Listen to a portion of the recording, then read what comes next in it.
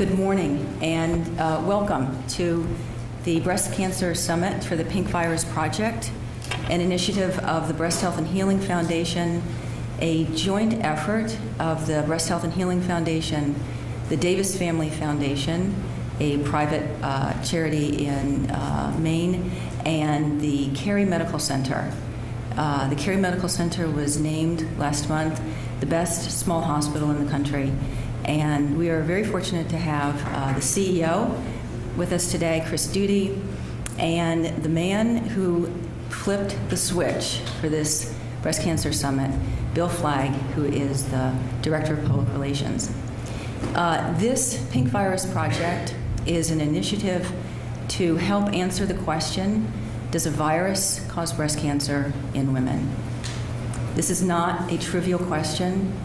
This is not a question for which there is not significant scientific research. However, the data with regard to this question about the viral cause of breast cancer is conflicted.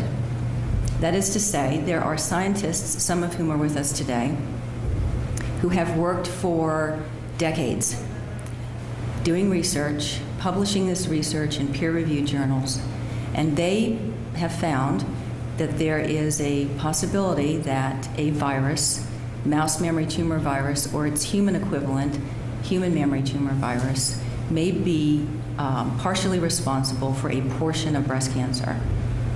There are other scientists who have done other research and have published this research in other peer-reviewed journals, and they cannot find this evidence. Furthermore, when they do find some of the evidence, they do not come to the same conclusions.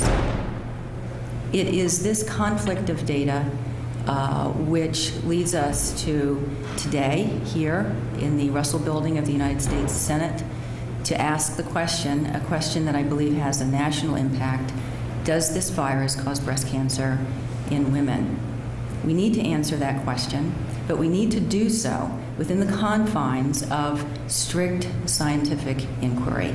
We are not interested in rushing to a preformed judgment. We must check off all of the boxes and prove to the satisfaction of the academic researchers that, in fact, this virus does or does not cause breast cancer. Why is this important? There are 300,000 new cases of breast cancer in the United States by the end of this year. There are 40,000 new deaths from breast cancer this year. There are 1.3 million new cases of breast cancer around the world, almost 500,000 deaths from breast cancer around the world this year. By the end of next year, there will be close to 3 million women living in the United States with a history of breast cancer. This not only affects them, it affects their families, it affects the men who love them. So a lot is at stake in answering this question.